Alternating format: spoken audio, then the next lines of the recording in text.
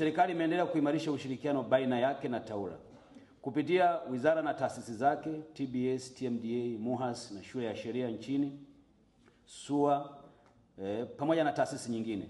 Serikali imeendelea kufanya mahusiano mazuri na TAWLA na hivyo kufanya chama hiki kuwa na nguvu zaidi na kupata heshima ndani ya taasisi za serikali. Leo ninyi ni mashahidi kuwa ukienda kwenye ofisi yoyote ya umma ukajitambulisha kuwa unatoka TAWLA, bila shaka utapokelewa kwa heshima, kwa sababu wanajua chama hiki ni chama chenye nia njema ya kuwasaidia Watanzania. Nimesikiliza risala yenu. Serikali inafahamu kuwa mnayo mipango na bado mnazo changamoto zinazowakabili katika kutekeleza majukumu yenu.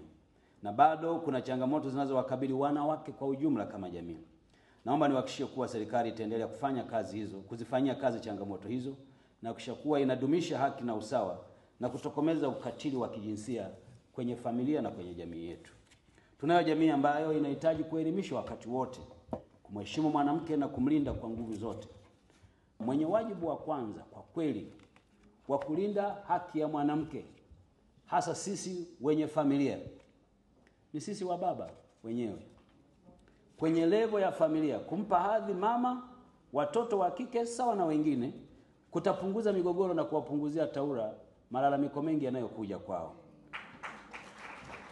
Ukiona kuna mtu anaenda TAWLA mahali fulani, ujue kuna unyanyasaji umetokea.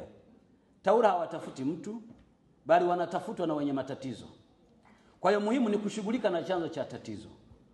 Kama migogoro mingi ya urithi inatokea baada ya baba kufariki, basi ni somo kwetu wa baba kuwa wakati tukiwa hai tuweke mazingira sawa, ili mama anapobaki akiwa hai na watoto asipate sababu ya kwenda TAWLA kutafuta haki yake, kwa sababu ukiwa hai uliiweka vizuri. Na kwa sababu hiyo nitoe wito kwa jamii kwamba tuepuke migogoro mingi inayotokea hasa ya mirathi. Juzi nilipata bahati ya kwenda kwenye mkutano wa wanasheria wengine. Nikaambiwa katika kesi wanazokutana nazo, asilimia zaidi ya 50 ni migogoro ya ardhi. Ipi? Wanawake wengi baada ya mume kufariki wameondolewa kwenye ardhi. Kwa sababu gani?